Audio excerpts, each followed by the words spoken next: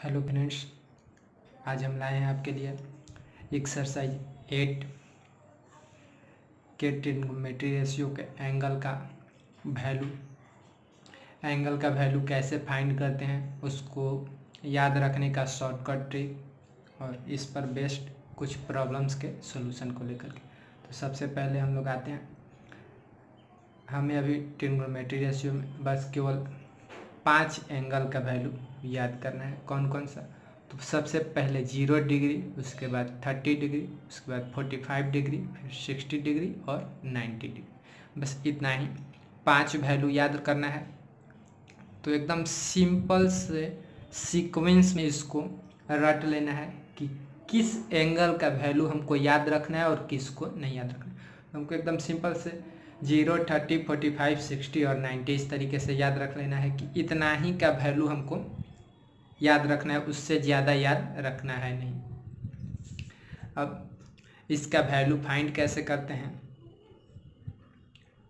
तो देखिए, इसका सबसे पहले वैल्यू कितना होता है तो यहाँ पर वैल्यू होता है 0 डिग्री, साइन 30, साइन 0 का वैल्यू 0, साइन 30 डिग्री का वैल्यू आपका होगा 1/2, साइन 45 डिग्री का वैल्यू होगा 1/√2, साइन 60 डिग्री का वैल्यू आपका होगा √3/2 और साइन 90 डिग्री का वैल्यू होता है, मतलब देखिए अब यहाँ पर साइन का वैल्यू 0 से शुरू होता है और 1 पर ख़त्म हो जाता है। मतलब साइन का वैल्यू 0 से ले करके 1 तक ही होता है, उससे ज़्यादा नहीं होता। अब यहाँ पर आपको रटना पड़ेगा कि साइन 0 डिग्री का 0, साइन 30 डिग्री का 1/2, साइन 45 डिग्री का 1/√2, इस तरीके से रटना बहुत ही मुश्किल है। एकदम सिंपल फॉर्म में समझते हैं कि इसका वैल्यू कैसे फाइंड करते हैं। तो सबसे पहले देखिए क्या करते हैं कि एंगल को एकदम सीक्वेंस में याद रखते हैं, 0, 30, 45, 60 और 90। यहाँ पर तो आपको देखने के लिए मिलेगा, लेकिन जब आप काउंट करेंगे तो वहाँ पर आप ऐसे कॉपी पर लिख सकते हैं या अपने दिमाग में ही सोच सकते हैं कि हमको फाइंड करना है तो 0 डिग्री, 30 डिग्री, 45 डिग्री, 60 डिग्री और 90 डिग्री। देखिए इसका वैल्यू फाइंड करते हैं। तो सबसे पहले अगर हमको 0 का वैल्यू फाइंड करना हो तो 0 का पहले किसी भी डिग्री का वैल्यू फाइंड नहीं करना है, तो यहाँ पर कोई नहीं है तो यहाँ पर 0 लिख दिए हैं। 30 डिग्री का वैल्यू फाइंड करना है तो 30 डिग्री के पहले एक एंगल हमारा है, कौन सा? 0 डिग्री, तो यहाँ पर एक एंगल है तो यहाँ पर 1 लिख दिए। 45 डिग्री के पहले 2 एंगल है, 0 और 30, तो यहाँ पर 2 लिख दिए। उसी तरीके से 60 के पहले 3 एंगल है, 1, 2, 3, तो यहाँ पर 3, और 90 के पहले 4 है तो यहाँ पर 4 लिख दिए। देखिए यहाँ पर ऐसा क्यों ये किए, तो यहाँ पर हमेशा याद रखिएगा, ये जब तक से सीक्वेंस में याद रहेगा तब ये करना आपको बिल्कुल ही आसान होगा। नहीं तो फिर ये आप भूल जाइएगा कि बीच में 15 का याद रखना है कि नहीं, 20 का याद रखना है कि नहीं, तो उस तरीके से आपको बहुत ज़्यादा कन्फ्यूजन होगा। तो एकदम भूल जाना है, सिंपल से आपको याद रखना है कि इसको 0, 30, 45, 60 और 90 को। अब इसमें क्या करेंगे तो 0 के पहले कोई एंगल नहीं है तो यहाँ पर 0, 30 के पहले एक एंगल है तो 1, 45 के पहले 2 एंगल है, एक 0 डिग्री और एक 30 डिग्री, तो यहाँ पर 2, 60 डिग्री के पहले 3 एंगल है, 0 डिग्री, 30 डिग्री, 45 डिग्री, तो यहाँ पर 3, और 90 डिग्री के पहले 4 एंगल है, 0 डिग्री, 30 डिग्री, 45 डिग्री और 60 डिग्री, तो यहाँ पर। अब क्या करते हैं कि सब में 4 से डिवाइड करते हैं। तो सब में 4 से डिवाइड किए, 4 से डिवाइड किए, और 4 से डिवाइड करने के बाद सब में स्क्वायर रूट चढ़ा देते हैं। तो यहीं से आपका सारा एंगल का वैल्यू। अब आपको रटना मुश्किल लग रहा है तो ये नियम याद कर लीजिए कि किस तरीके से हम लोग उसका वैल्यू फाइंड करते हैं। तो सबसे पहले 0 लिखेंगे, 30 के लिए 1, 45 के लिए 2, 60 के लिए 3 और 90 के लिए 4 लिखेंगे। सब में 4 से डिवाइड करते हैं और सबका स्क्वायर रूट निकालते हैं। देखिए 0 में 4 से डिवाइड करेंगे तो 0 में 4 से डिवाइड करें या किसी भी नंबर से डिवाइड करें उसका वैल्यू 0 ही आएगा, और स्क्वायर रूट तोड़ेंगे तो ये भी 0 ही आएगा। देखिए में 4 से डिवाइड करेंगे तो ये 1/4 ही रहेगा, डिवाइड होगा नहीं। अब इसका स्क्वायर रूट करेंगे तो देखिए 1 का स्क्वायर रूट 1 और 4 का स्क्वायर रूट 2। अब 2 में 4 से डिवाइड करना है तो ये इस तरीके से डिवाइड करेंगे, 2 1 या 2, 2 2 या 4, तो ये इस तरीके से डिवाइड होकर के 1/2 आया। तो 1 का स्क्वायर रूट 1 और 2 का स्क्वायर रूट आएगा नहीं, तो ये 2 रूट में ही रह जाएगा। 3/4 ये डिवाइड होगा नहीं और रूट 3 ही रह जाएगा, क्योंकि 3 का स्क्वायर रूट होगा नहीं, और 4 का स्क्वायर रूट 2। 4 में 4 से डिवाइड करेंगे, ये 1 टाइम्स में डिवाइड होगा और 1 का स्क्वायर रूट। देखिए सिंपल सा का वैल्यू फाइंड हो गया। साइन 0 डिग्री का वैल्यू 0 होता है, यहाँ पर 0 आ गया। साइन 30 डिग्री का वैल्यू 1/2 होता है, तो ये 1/2 आ गया। साइन 45 डिग्री का वैल्यू 1/√2 होता है, तो ये 1/√2 आया। साइन 60 डिग्री का वैल्यू √3/2 होता है, तो यहाँ पे √3/2 आया। और साइन 90 डिग्री का वैल्यू 1 होता है, तो 1। तो अगर आपको रटना इजी लगता है तो आप इस तरीके से रट लीजिए। साइन 0 डिग्री का वैल्यू 0, 30 डिग्री का 1/2, 45 डिग्री का 1/√2, 60 डिग्री का √3/2 और 90 डिग्री का 1/2। इस तरीके से रट लीजिए। और नहीं तो रटना मुश्किल लगता है तो आप ये सिंपल में फॉर्म याद रखिए कि क्या करते हैं, तो 0 1 2 3 4 लिखते हैं, सब में 4 से डिवाइड करते हैं और उसका स्क्वायर रूट निकालते हैं, तो हमारा वैल्यू फाइंड हो जाएगा। अब इसके बाद केवल हमको एक ट्रिग्नोमेट्री रेशियो साइन का वैल्यू हर एंगल में याद करना है या निकालने आना चाहिए। इस तरीके से रटना या इस तरीके से निकालने आना चाहिए। उसके बाद बाकी किसी ट्रिग्नोमेट्री रेशियो का वैल्यू रटने का कोई ज़रूरत नहीं, हम ऐसे ही फाइंड कर सकते हैं। अब देखिए जैसे साइन का हो गया, अब कॉस का, कॉस ये यहाँ पर अगर 0 डिग्री रहा, 30 डिग्री रहा, 45 डिग्री रहा, 60 डिग्री रहा, 90 डिग्री रहा, तो क्या करेंगे। देखिए साइन ए में सीधा ऐसे शुरू किए, कॉस ए में उल्टा शुरू करेंगे, मतलब यहाँ पर 4 3 2 1 0 और 4 से डिवाइड करेंगे और स्क्वायर रूट करेंगे, तो ये अपोजिट सीक्वेंस में शुरू हो जाएगा। मतलब यहाँ पर 90 डिग्री है का वैल्यू 1 है, तो यहाँ पर ये 0 डिग्री का वैल्यू 1 हो जाएगा। साइन ए में 60 डिग्री का वैल्यू √3/2 है, तो इसमें 30 डिग्री का वैल्यू √3/2 आएगा। ये 45 डिग्री का वैल्यू सेम ही रहता है दोनों में, 1/√2, और यहाँ पे ये 30, यहाँ पे ये 60 के इक्वल होगा 1/2, और ये यहाँ पे 0 का और ये 90 का इक्वल होता है 0 डिग्री। देखिए ऐसा क्यों होता है, तो हमेशा याद रखिएगा साइन ए और कॉस ए का वैल्यू अगर 90 डिग्री के इक्वल हो तो उसमें से हम एक दूसरे का वैल्यू घटा करके निकाल सकते हैं। अब जैसे देखिए साइन 30 डिग्री का वैल्यू 1/2 है और साइन 60 डिग्री का वैल्यू फाइंड करना है। तो हम देख लिए 30 और 60 90 होता है कि नहीं। अगर 90 होता है तो फिर साइन 30 का वैल्यू और कॉस 60 का वैल्यू इक्वल हो जाएगा। इस तरीके से मतलब साइन ए और कॉस ए का वैल्यू इक्वल होगा कब, जब दोनों मिल करके 90 डिग्री बना रहे हो। और इस तरीके से केवल साइन ए याद रख करके हम कॉस ए का वैल्यू फाइंड कर सकते हैं। उसके बाद किसी भी ट्रिग्नोमेट्री रेशियो का वैल्यू याद करने का कोई ज़रूरत नहीं है। टैन ए, टैन ए कैसे फाइंड करते हैं, तो टैन ए देखिए होता है साइन में कॉस से डिवाइड करने पर हमारा टैन फाइंड होता है। ये ऐसा क्यों होता है, तो आपको पता है कि टैन ए का होता है P/B। अब देखिए साइन ए हुआ P/H, इसमें डिवाइड करते हैं कॉस मतलब B/H से, तो H कट गया, P/B आया। मतलब टैन ए कब होगा, तो साइन ए में कॉस ए से डिवाइड करेंगे तो टैन ए हमारा फाइंड होगा। अब यहाँ पर आते हैं, देखिए साइन 0 का वैल्यू 0 और कॉस 0 का वैल्यू 1। 0 में 1 से डिवाइड करेंगे, तो 0 में किसी भी नंबर से डिवाइड करते हैं तो 0 या, तो टैन 0 का वैल्यू क्या हुआ, साइन 0 का value divide by sine cos 0 का वैल्यू, तो 0/1 1 हुआ, सॉरी 0/1 0 हुआ। 0 में किसी भी नंबर से डिवाइड करते हैं तो 0 ही आता है। अब tan 30 का वैल्यू क्या होगा, तो tan sin 30 में डिवाइड करेंगे cos 30 से, तो 1/2 में √3/2 से डिवाइड करेंगे तो ये 2 कट जाएगा, यहाँ पर बचेगा 1/√3।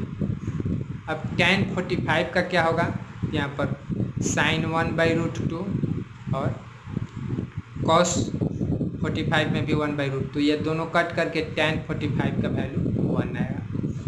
और फिर अब यहाँ पर tan 60 का वैल्यू, तो sin 60 में cos 60 से डिवाइड करेंगे तो ये 2 कट जाएगा, √3/1, तो नीचे 1 नहीं लिखते हैं। अब यहाँ पर देखिए tan 90 का वैल्यू कितना होगा, तो ये 1 में 0 से डिवाइड करते हैं, तो किसी भी 0 में किसी नंबर से डिवाइड करते हैं तो 0 होता है, लेकिन किसी नंबर में 0 से डिवाइड होता है तो अपरिभाषित होता है, मतलब अनडिफाइंड होता है, मतलब जिसको अभी तक डिफाइंड नहीं किया गया है, UD अनडिफाइंड। तो इस तरीके से इसका वैल्यू फाइंड हुआ। अब इसका रेसिप्रोकल जैसे फाइंड करेंगे तो कॉट होगा, कॉट का वैल्यू, तो कॉट होता है tan का अपोजिट, तो 0 का अपोजिट मतलब 1/0 करेंगे, तो फिर यहाँ पर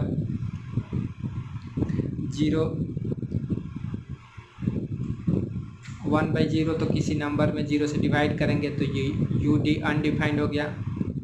cot 30 होगा tan 30 का अपोजिट, तो 1/30 का रेसिप्रोकल करेंगे तो ये √3 आएगा, फिर 1 का रेसिप्रोकल 1 ही होगा और √3 का रेसिप्रोकल 1/√3 हुआ। और फिर यहाँ पे ये अनडिफाइंड किसका है, तो 0 में किसी भी नंबर से डिवाइड करते हैं, मतलब कि उसका, तो नंबर में 0 से डिवाइड करेंगे तो ये 0 हो जाएगा।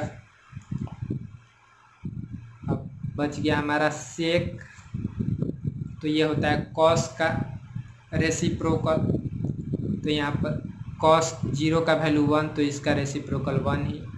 cos 30 का वैल्यू आपको दिखाई दे रहा होगा √3/2, तो इसका अपोजिट हो जाएगा 2/√3।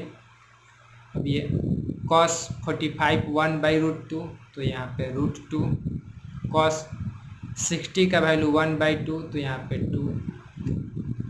और cos 0 है, तो यहाँ पर 0 का अपोजिट 1/0, तो 1 में 0 से डिवाइड करेंगे तो ये फिर से अनडिफाइंड UD हो जाएगा।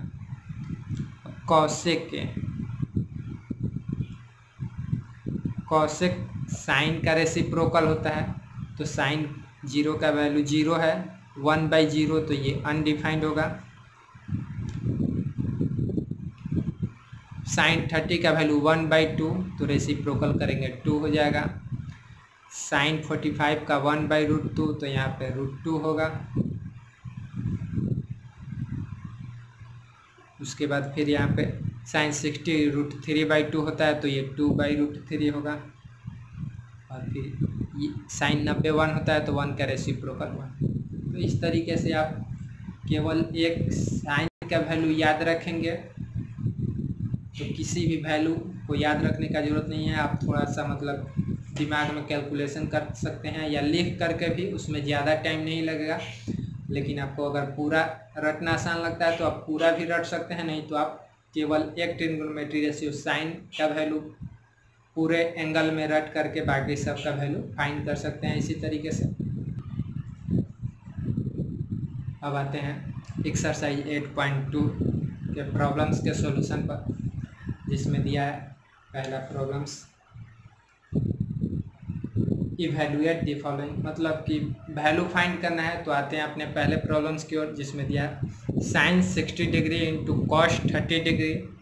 देखिए यहाँ पर इंटू है और यहाँ पर प्लस है, तो आप इन साइनों का हमेशा ध्यान रखिएगा, नहीं तो प्रॉब्लम्स को सही तरीके से सॉल्व करते हुए भी आपका आंसर गलत हो सकता है। फिर दिया है sine 30 degree into cos 60 degree. यहाँ पर एंगल्स का वैल्यू कैसे फाइंड करते हैं ये आपको पता ही है, और नहीं तो फिर याद है तो वो भी सही है। साइन 60 डिग्री का वैल्यू क्या होगा, तो याद है तो सही है, नहीं याद है तो देख लेते हैं। 60 डिग्री का पहले 3 एंगल होता है, 0 डिग्री, 30 डिग्री, 45 डिग्री। तो 3 का स्क्वायर रूट तो 3 ही रहेगा, और उसमें 4 से डिवाइड करते हैं तो 4 का स्क्वायर रूट 2 हो जाएगा। अब इंटू, अब cos 30 डिग्री का वैल्यू कितना होगा, तो ये cos 30 डिग्री का वैल्यू sin 60 के वैल्यू के इक्वल होगा। क्यों? क्योंकि 60 और 30 मिल करके 90 बनाते हैं, तो sin एंड cos भी मिल करके 90 बनाते हैं। तो a का वैल्यू b के cos a sin a का वैल्यू cos b के वैल्यू के इक्वल होगा। तो यहाँ पे भी √3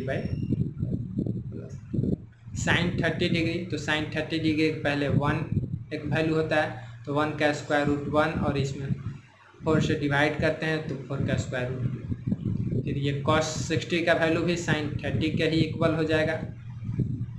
अब यहाँ पर करते हैं √3 में √3 से मल्टीप्लाई किए तो 3 आया, बाई 2 में 2 से मल्टीप्लाई किए 4 आया, प्लस 1 में 1 से मल्टीप्लाई किए 1 आया, 2 में 2 से मल्टीप्लाई किए 4 आया, इक्वल टू एलसीएम लिए 4 तो ये आ गया 3 + 1 इक्वल टू 4/4।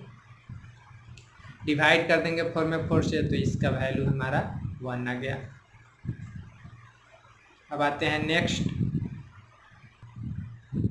दिया है 2 tan square 45 degree plus cos square 30 degree minus sin square 60 degree.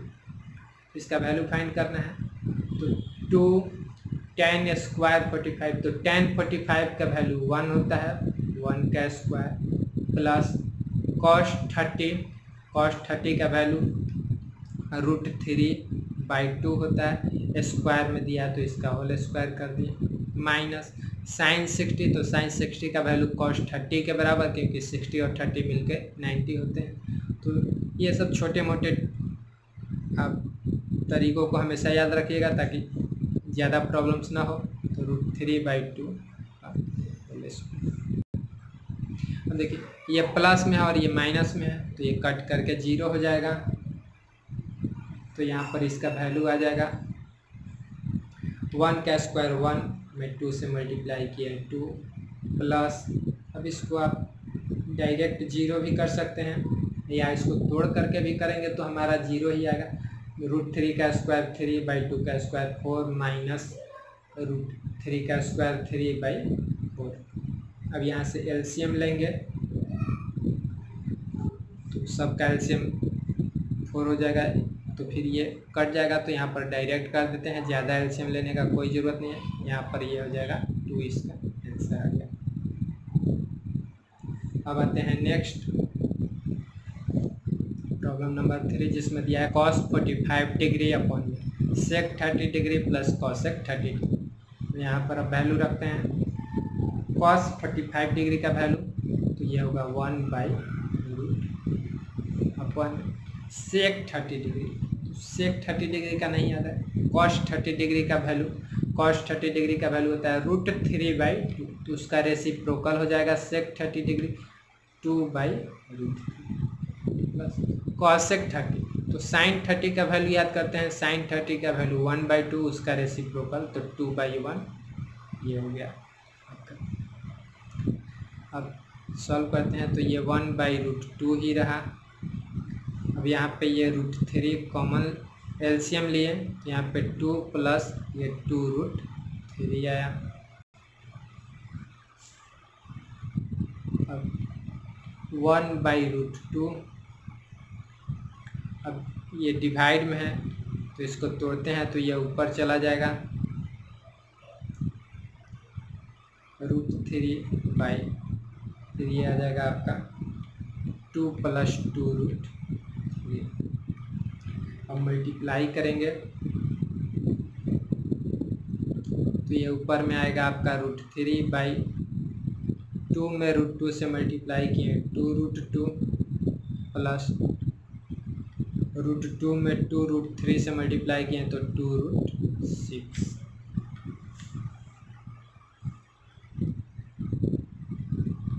अब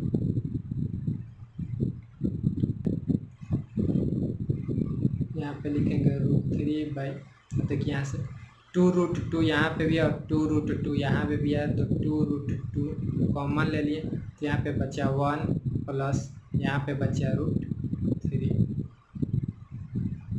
अब इसको तोड़ते हैं, रेशनलाइज करेंगे तो क्या होगा, √3/2√2 इंटू इसको √3+1 भी लिख सकते हैं। अब मल्टीप्लाई करेंगे ऊपर में √3 - 1 बटा में √3 - 1। यहाँ पे रेशनलाइज कैसे करते हैं, तो जो डिजिट रहता है उस डिजिट को ऊपर नीचे से मल्टीप्लाई करते हैं, यहाँ पे जो साइन रहता है उसको चेंज कर देते हैं, तो प्लस है तो माइनस में ऊपर नीचे से मल्टीप्लाई करेंगे। ये दोनों कट करके ये इतना ही के इक्वल रहेगा। तब देखिए √3 में 3 से मल्टीप्लाई हुआ तो 3, √3 में 1 से मल्टीप्लाई हुआ -√3। अब यहाँ पे ये हुआ 2√2 ब्रैकेट में a + b into a - b, तो a² तो √3 का स्क्वायर 3 माइनस b² 1, तो इक्वल टू ये आया 3 माइनस √3 ये 3 - 1 2 आ जाएगा और 2 से मल्टीप्लाई होगा तो ये आपका आ जाएगा 4√2। तो ये आपका इसका आंसर आ गया।